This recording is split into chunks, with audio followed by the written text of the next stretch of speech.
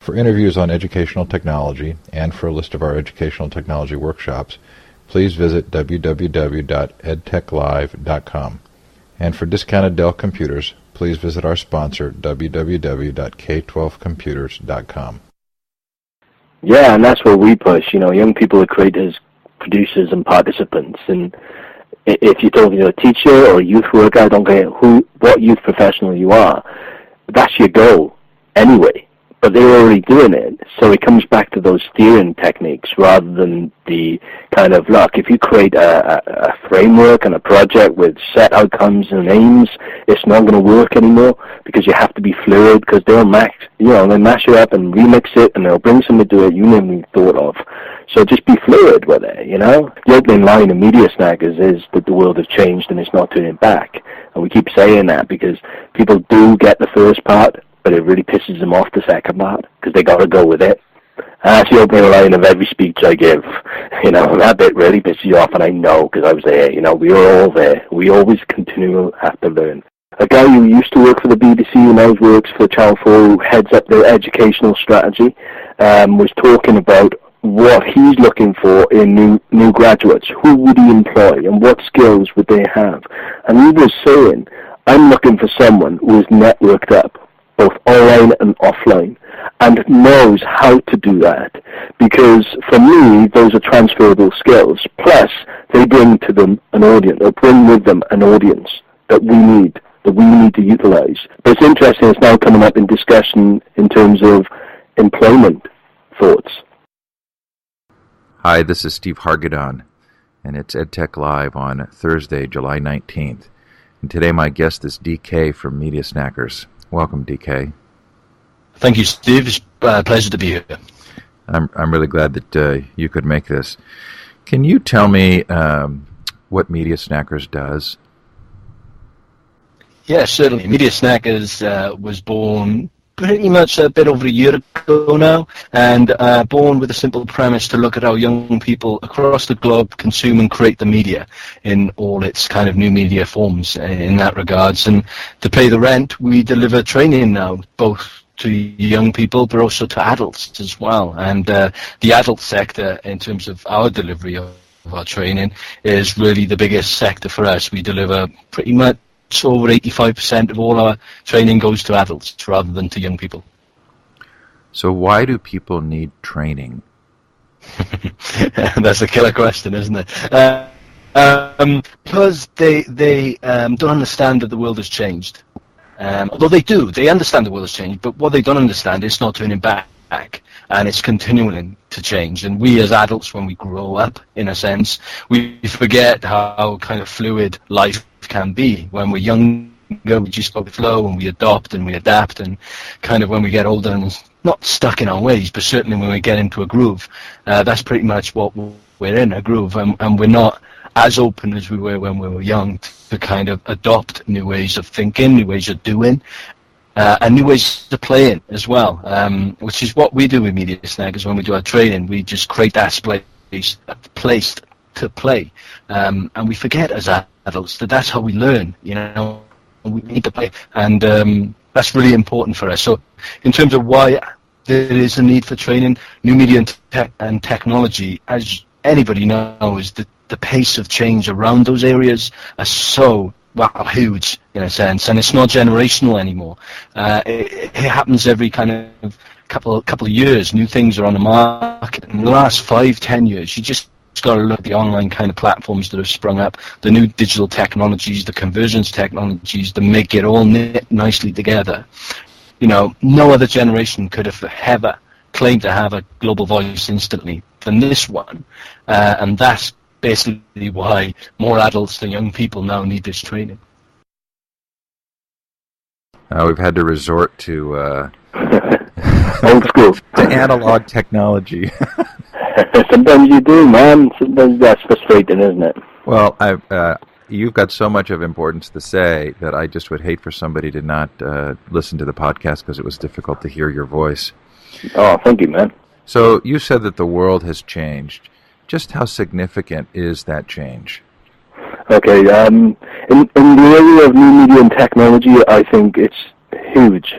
just for the ownership of technology, for one. Let's just take, what kids have in their pockets nowadays. They have, mobile phones, iPod, MP4, MP3 players, PSPs, DSs, Nintendo DSs, and everything else in between. And also then the other side of that is the access to this technology. Maybe they don't have them in their pockets, but if they don't have computers in their homes, they certainly have access to them either in schools or libraries, etc., or around a friend's house. And then you got to look at what's going on with these platforms as well, both technology and online platforms. And it's kind of changed. Instead of serving up things, stuff, content to consume, I think the change has happened now. Platforms have served up content creation opportunities for young people, and not just to create stuff, to also share it. I think that's the biggest kind of change. Young people haven't changed in their kind of ethoses. They still want to communicate, they still want to connect with each other, and technology and new media just augments that a lot better than when I was a young person and went home from school and phoned my mate, and that was it. I'd chat on the phone. Now they can go online, they can instant message each other, they can jump on Facebook or MySpace or Vox or Bebo or all the other ones in between, and they can connect instantly. And for them, it's not weird to have kind of 100,000 friends, all across the world, people they haven't met, but still are important in their social circle. And they're sharing content like photos, video, voice stuff, links, information, just pretty much a lot that we would never have had that opportunity to. So I think that's the big changes there. Is this all positive? It depends who you speak to. For me, I think it's very positive. I talk to young people and I train them as well, but I'm kind of excited by their potential in terms of to express themselves. And that's all we as human beings want, really. At our core, we're innately beings that want to express ourselves. For young people now, they have the means as well as the kind of literacy to do that. Now, flip that over, it is a dangerous opportunity as well for young people. And we did some work out in Africa recently where we were training up some young people who kind of had a level of digital literacy that weren't akin to many of the young people we have been working with. And they didn't understand this idea of personal protection online in terms of they were chucking up a lot of personal details in terms of their phone numbers and where they were born and date of birth and stuff like that. And I think that's where the gap in knowledge is for young people, is the impact of what they're doing 10, 5 years, whatever down the line, but also that immediate impact in terms of letting themselves open for, people would say, it's very dangerous to post information, pictures and stuff like online. But young people are quite savvy to it. And depending, like I say, who you speak to, that could be a very dangerous thing. It could be a very positive and empowering thing for young people. So I'm in agreement with you. And one of the things that I have continued to feel is that the things that we're seeing now are of huge cultural and historical significance. That the advent of the read-write web or the content creation and sharing web will be as significant as the advent of the printing press. But what I've loved about the name Media Snackers is that the first thing it brought to mind was that a snack is not a full meal. And is there a degree to which those of us who are older need to help those who are snacking to drill down a little and use those tools in deeper ways? Totally, yes. And I think that's kind of what we do in our young people's training. Is it's not about the platform, so to speak, or the technology stuff.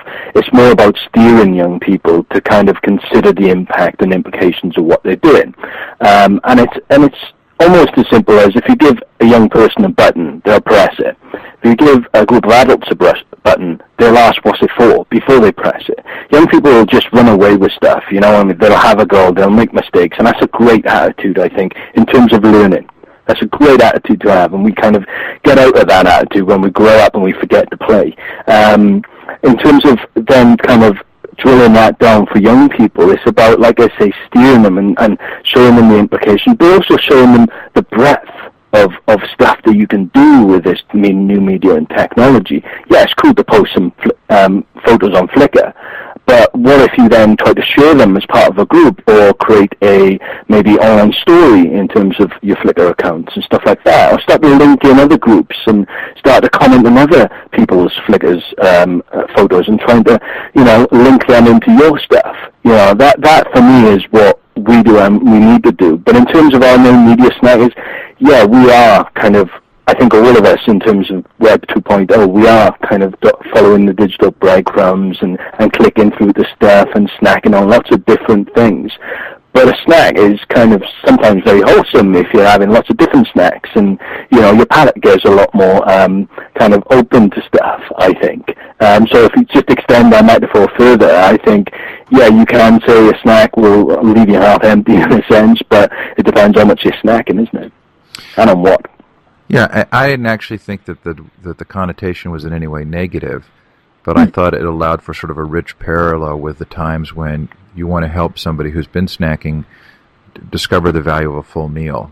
Yeah, certainly. How do you get into Wikipedia and actually see who's contributing to a page? Or, how do you take a surface level technology and actually transform it into a deeper engagement with learning about a specific topic? But I didn't mean to make more of it than maybe it is.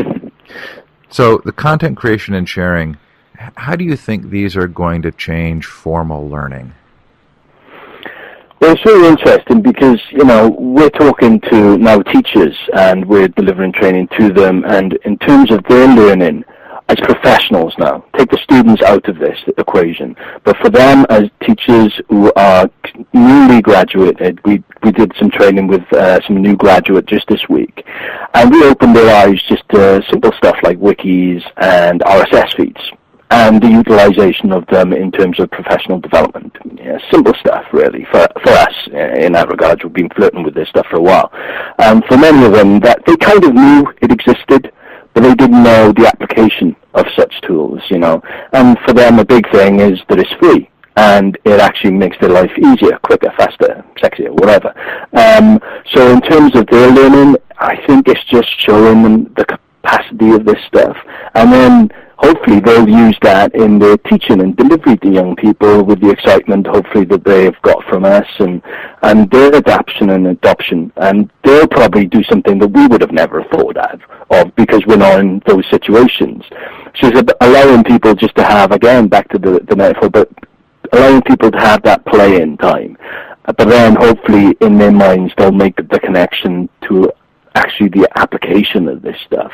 I think that's how it's going to change, because you have to do a top-down approach, I think, first of all. And then there's the bleed-up approach as well, where I'd love to go in and train some young people to teach their own teachers. Wouldn't that be cool? I think that's a great idea. One of the things that I hear is that introducing technologies into schools is difficult because they require all of the systems to be in place to support and extend those technologies.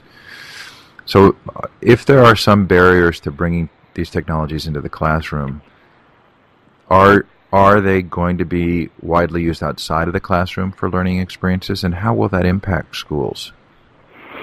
Yeah, the obvious barriers would be just not having the kit there for the first instance, in terms of what I'm talking about there, the access to computers and it hooked up to the net. And then what we're finding, the barriers pretty much come from the IT policies, where they're trying to block access to certain, shall we say, interactive websites. Obviously, their assumption is that there's an interactive element, so therefore young people will be abusing it, and teachers will be abusing it. And I will kind of take on, no, that's the fun bit of OHEP. You got to let people into that stuff, because that's where the magic happens. So for us, that's where the barriers is. And for other people as well, there's talk about the digital divide and the actual access in terms of money, to buy this stuff. Over in the UK, there's a scheme from the central government called e-credits, where they actually give, like I say, e-credits to schools, which transfers basically into money, so they can buy this stuff. But what they don't actually do as well is to train people on it. And that's what we're hoping to fit. But that's the disappointing stuff for us, is the barriers. Is not that the stuff isn't there in terms of the technology, or the platforms don't exist, because they do, or the barriers can't be shut down because they can. It's the fact that many teachers don't know how to run with this stuff and how to apply it, and stuff that you guys are doing, the showing rather than telling, that's so important. But if teachers don't know you exist, or they can't get onto blogs because their IT policy shuts them down, those are the biggest hurdles we have to get over. So it's back to education, isn't it? So you're working both with businesses and educational institutions. Yeah. Which of the read-write technologies are you finding people quickly understand and can adopt, and which ones are a little bit harder? Well, we start pretty much with all our training. We start with the hardest thing, which is RSS. And for many people, it's really, they find it hard as a concept when we start discussing RSS. For RSS, for me, I got 250 RSS feeds coming through my Google Reader, and it gives me a great blanket view of the world. And, I can just race through today's news and other people's blog posts and just gather information to me and, interact with it. When we start to talk about that in terms of delivering, kind of a structured approach to your online time, so to speak, because that's what RSS is. It's a filtering mechanism. For many people, that's like, whoa, so I'm getting information now rather than I'm going to the information, it's coming to me. And RSS, once people get it, that's the biggest trick, I think. Once they start getting RSS, everything then we deliver upon that, which is weblogs, wikis, vodcast, podcasting, instant messaging, and so on and so forth. Kind of a lot of that stuff feeds into RSS. The wikis you can get in RSS. Obviously, weblogs and iTunes, when you subscribe to stuff, it's basically RSS. They start to get it. So for businesses, that's huge, for the BBCs and the Channel 4s and things, the digital broadcasters. If they can keep an overview, in a sense, of what's going on out there very quickly, plus it's free. That's the biggest thing for most people. It's like, whoa, I can now get all this stuff for free? Yeah, you know what I mean? Look how cool it is. So to answer your question, I think RSS is the biggest one. What was the other part of the question? Sorry. Well, so then, if we can kind of put them in order, do blogs come next in terms of understanding? Because blogs seem like they're a little harder than wikis to understand for people. Yeah, blogs are kind of, we do a lot of stuff on blogs, obviously, in terms of we talk a lot, but the way that we teach with Media Snackers, we, like I say, we play, so we get them to do rather than we tell them all this stuff. Yeah, we do a bit of talking and talking, contextualizing slides and all that business to try and, illustrate what's going on out there. But most of our time is spent steering people through this stuff, showing them a weblog, showing them how to comment, showing them how to drill down and create stuff themselves, and that's the best way to find out something, or to get in someone's head how a weblog works and exists, is for them to do a weblog. And that's what we do. We get people to become, bloggers and broadcasters and podcasters all within a couple of hours. And then we start to then search the net and start to see other people doing it and start to see, wow, actually it's not unattainable. And it's not, just some geek in a bedroom. This is good stuff. And most of the stuff out there, there's a hell of a lot of crap on the web, as we all know. But there's a hell of a lot of pearls, and then they start connecting with people. And for me, that's the way that we do it. We do RSS, we do blogging, and then we drill down to the fun stuff like instant messaging and Skype and all the other fun tools, but also stuff that they can use both in their policy work, their project development, and professional lives as well. I have a perception that wikis have been kind of the sleeping giant for businesses, that they've been being implemented in a lot of ways that aren't very publicly visible, but have been enormously productive for companies. Is that an accurate perception? Yes, and only recently did we work with a broadcaster in the UK, and one of our sessions for them was on wikis. And because we teach through, like I say, hands-on stuff, so we did a mission for them, and one of the missions what they had to do as a group of professionals, a wiki. And they've now taken that on board and started to run with it. And I only was speaking to the guy yesterday, and he said, look, our wiki that we created in the training is still going, and it's added to, and we got like 30-odd pages to it now, and we got video on it, and sound, and links, and stuff like that. And it's just growing organically because those people who are involved in the training are still using it as a base, as a core. So I think it's a demonstration of, if you just drop a little seed, it can grow. But that's the problem. Most businesses don't know what a wiki is, wouldn't know how to utilize it until someone shows them that. So I agree with you. It's a sleeping giant, but we still need, to kick it at some point, to make it happen. How are people responding to social networks? In terms of professionally, or? I guess I asked that question in all senses of it. Okay. Are people afraid of them for their children? Are they excited about them for themselves professionally? What kind of responses are you getting to social networking? Well, when we go in and take a group of young people, straight away they're on the Vox and Bebos and the MySpaces. So for them, it's just something that they do. Okay. In terms of youth professionals, those who work directly with young people, we're talking about youth workers here, charity sectors, voluntary sector groups. They see it as something that they need to populate in terms of getting their message out there, getting their brand on there.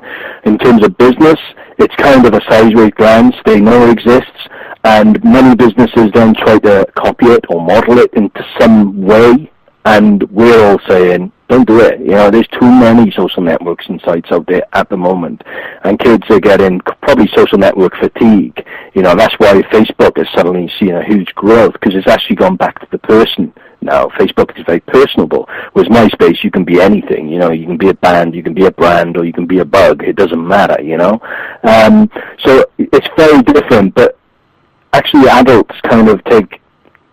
They understand it. They know it's just the same as a Rolodex, having a business card is kind of an online version of that.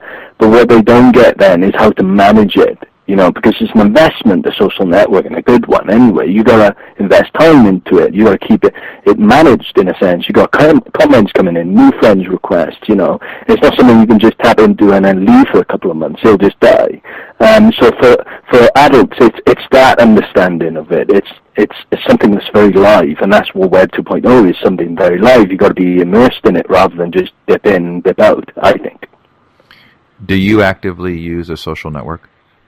Yeah, I'm on Vox, I'm on Bebo, I'm on MySpace, I'm on Ning. I'm on pretty much most of them, just because I have to have a play around with all this stuff, because I need to know what's out there. And I'm on Facebook and stuff like that, so yes. So I have another perception that I'm interested in your response to. To me, Ning seems to have the most productive capability for threaded dialogue. When I go to Facebook and join a group, I don't really feel like I can really be part of a conversation. But when I'm in a Ning group, I feel as though there's really productive discussion going on that that can be threaded and can allow for specific topics to move back and forth. Besides Ning, are there other social networks that you feel provide for that same level of dialogue? I think you're right in terms of citing Ning as probably the best one for that activeness, isn't it? And I think that's just the functionality of it. If you go back to Facebook, which you referenced there, I've joined a few groups on Facebook, and I've got kind of no comeback from it in terms of no dialogue, no kind of ongoing discussion threads and stuff like that. But that's all to do with functionality of the online platforms. In terms of other stuff that I've seen, not many, to be honest. I think Ning is the top one. But equally, I like to take my discussions kind of not offline, but certainly I like to contact people in the person as quickly as possible, rather than just leave a comment and for other people to kind of drill down and find. So I work very differently, but that's just me. But you're right in saying Ning is best for that. DK, do you blog? I do, yeah, on Media Snackers.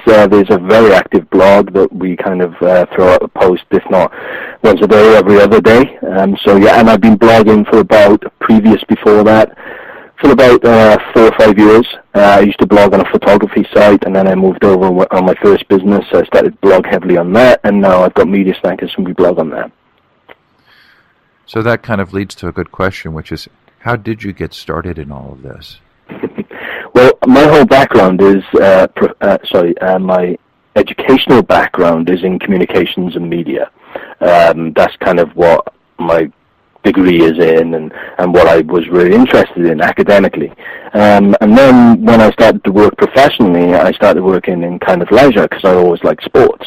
And very quickly cut my niche working with young people, doing stuff like sticking in skate parks, you know what I mean, having DJ workshops and all that fun, just because I'm a big kid myself, love doing that. Then, very quickly, kind of moved up in the ranks and started working for local government, and was the first corporate youth officer for any UK local authority, which sounds very cool, and it was. I was starting to work with the big guys, the boys in the suits, as I used to call them, and doing lots of firsts, doing a hell of a lot of consultation, but got very bored very quickly of the politics, because I don't like politics. So I got out of that, and started working in project development for brands in terms of their corporate social responsibility, still with young people, developing youth projects, but more and more projects I was doing had that new media technology twist to them, and I've always been into that side of stuff anyway, just personally, so it kind of just married those two together, and Media Snackers was born, like I say, pretty much 14 months ago now, so we're still in our nappies, but we've done a lot since then. What were you doing blogging on photography? I was on a site called Lomography, Lomography.com, which is sounds very abstract and weird. Basically, it's like a cult group around a camera called Lomo, which is an old Russian camera, and they had functionality on it. That was my first taste of online community. They had functionality on there that you create your own Lomo home, which would basically be your own like MySpace profile. But you check up your photos, and on there as well you had an option to blog, you know, to post kind of news and relevancy. And I started blogging on there, like I say, about 4 or 5 years ago, and kept it going for about 18 months to 2 years. So that was my first taste. How do you help communicate the need for balance between playing outdoors and doing other things and a youth's online life?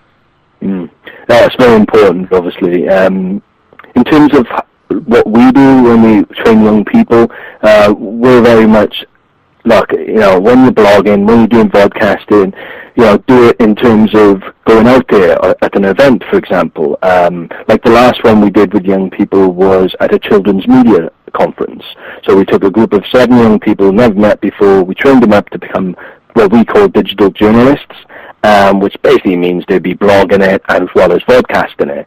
But obviously we had to teach them on the tech side, but also the blogging platform and how to edit it down very quickly, and the editorial policies that came with that, because obviously they were assigned as digital journalists to a very high corporate media event. And that was fun because you got the best of both worlds there. You got kids running about, for one, so that's great. You got kids interviewing bigwigs, which is really cool when young people are empowered to have that control over themselves and the conversation, walking up to someone, introducing themselves, having a role to play, and then taking control of that conversation and being almost the authority figure, which is usually a complete flip, and then running back and trying to blog it and all that business. But you are right, that a lot of kids are spending more and more time online, but it can be married with a good online kind of online practice then, so to speak. Marry that with a good outdoor practice. You know, kids got to get out and on their feet, and I don't advocate sitting in front of a computer screen for 14 hours a day. Sometimes I do that, but that's because I've got to build up my business. There's another interesting concept for me that relates to the whole use of the read-write web and youth. How are our views of authority changing? Could you expand on that question a little? I will, and I'm sorry I didn't go further in asking the question. No worries. There's a video being passed around that shows some kids who are defying a police officer who's trying to enforce a ban on skateboarding. I've seen it, yes. And one of the kids uses his cell phone to record most of the event. I have kind of mixed feelings about it. And I think it's being used to describe a changed view of authority, and also, in many positive ways, the ability to record abuses of inappropriate authority. But are kids struggling with an understanding of when to follow authority and when not to? And how does the democratization that's brought about by the web play into that? Well, there's been a lot of cases, videos online that does that. There was the case of that student getting tasered, wasn't it, in the library? Right. I don't know on what campus. So there's been a few examples, and leaving out the context, content of those things, the context of that, I think, shows for a good, interesting discussion point. And in terms of authority, I think kids get authority. They totally get it. As a whole, as a blanket, here. In terms of defining or kind of using the new media platforms and technology stuff as a tool then to defy it, I don't know. I haven't seen any obvious uses of that or misuses of that. The only misuse I've seen is where they were in a classroom and they actually, were just guiding the teacher to, react, and it was a horrible kind of classroom situation, and someone was videoing that and posted on YouTube, and I was thinking, that's not a good thing. And the whole case of happy slapping, you know what I mean, where kids just slap people, they video record it and check it up on the web. Obviously, no one can advocate that. But in terms of actually challenging authority through the use of digital media and technology, like what the example you just cited, I think is really interesting, and actually it's allowed. Surely it's allowed, because everybody has to be transparent, and especially government officials, whether you be police, whether you be teachers, whether you be just a civil servant, whatever. You have to be transparent, and we all have to be transparent as kind of individuals in this new digital age in that regards. So I think it's not hurting authority at all. I think it'll just serve as a different discussion option, if you like. It'll just spark more discussions about this, because more people will be posting what they see as grievances of authority. Yeah, I think in many ways we may have to redefine authority because of openness. But what was intriguing to me about that video was I felt like the police officer was clearly overreacting. But then I thought, when a police officer asks a youth to stop and they run away, I didn't quite know how I felt about that. I felt like, what's the dialogue that will take place culturally as we try to define then the value of appropriate authority versus the need for transparency and an ability to showcase abuses of authority. And also, there was a question which I was left with after watching that film was, I wonder if there was any footage of that incident, before the incident. So before that, like you were saying, he asked someone to stop and they didn't.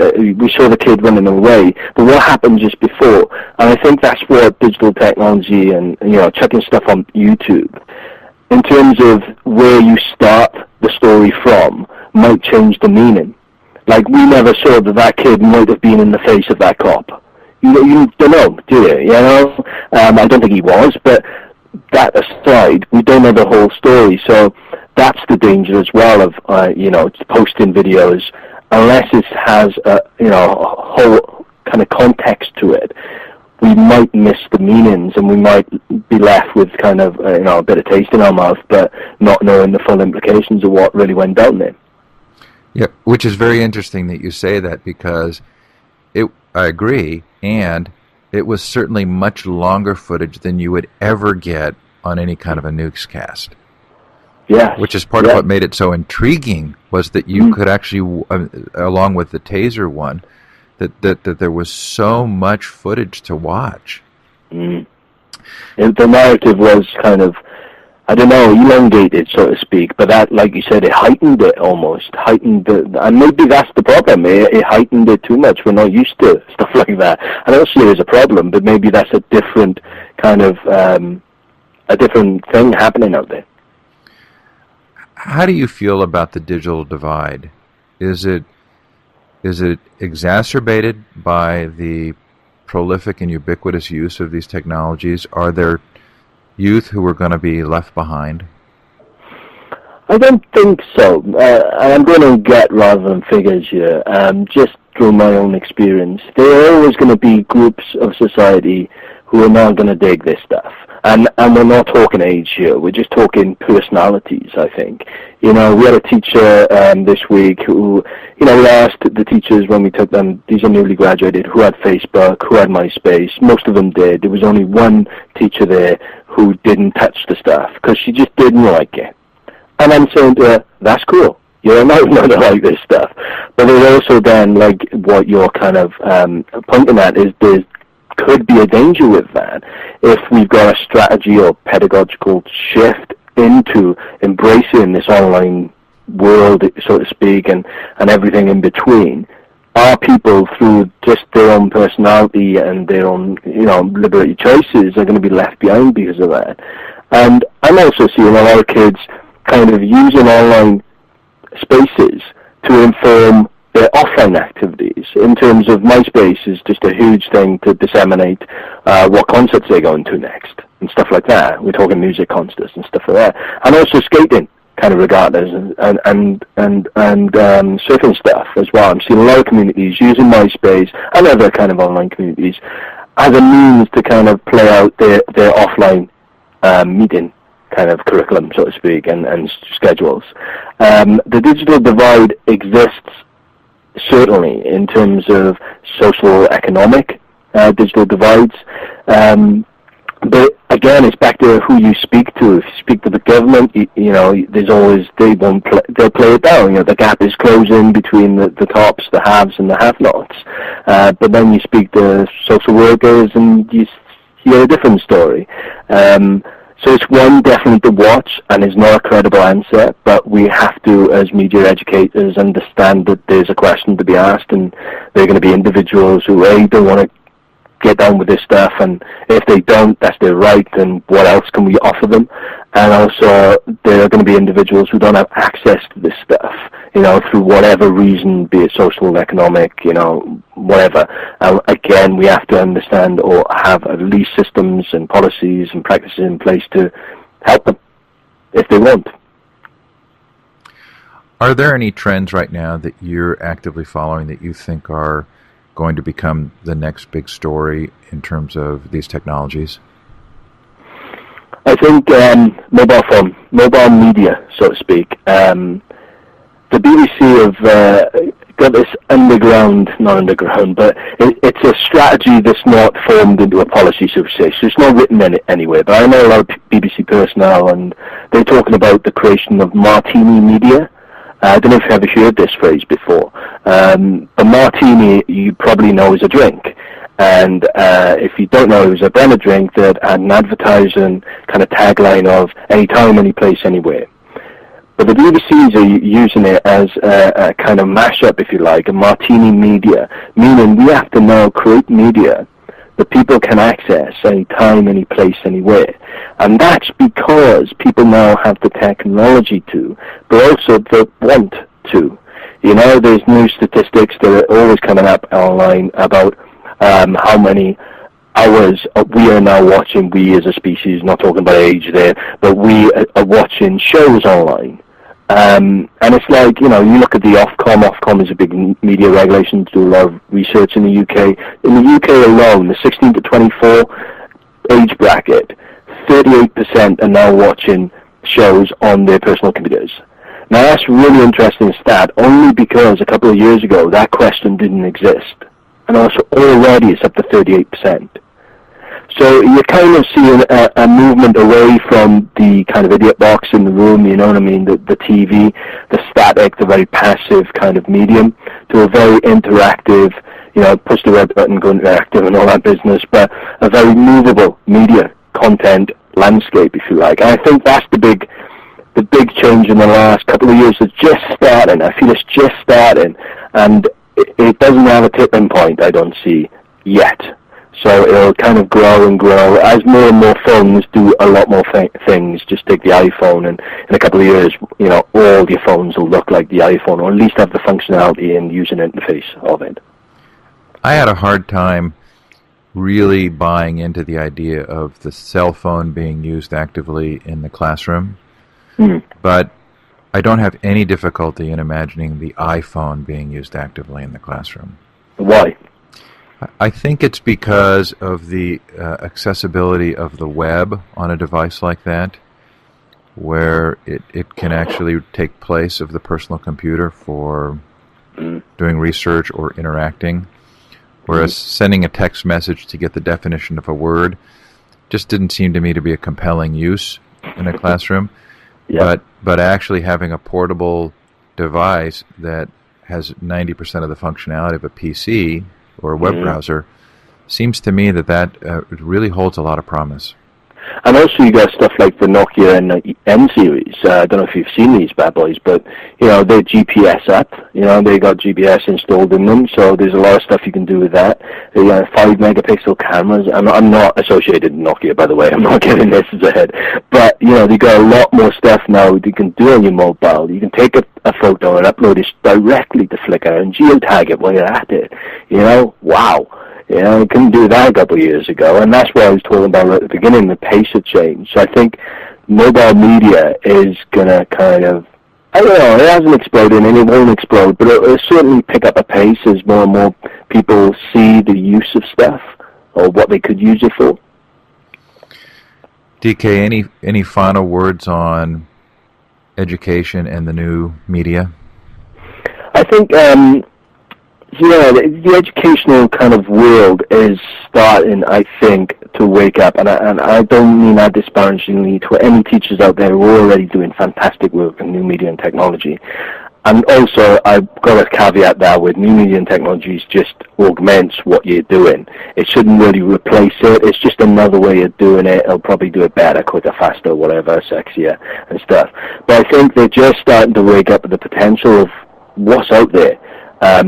And how free most of the stuff is, and how easy it is to use once you get into this kind of way of working. And I think that's hugely positive in terms of not just professionals, but also our new generation that's going to come up through learning in a very active and a very interactive way and a very personable-led way in the schools rather than sit, chalk and talk, consume this information, regurgitate it at a set time on one day, and we'll give you a grade for that. To me, that's old hat, man, and it's got to go, surely.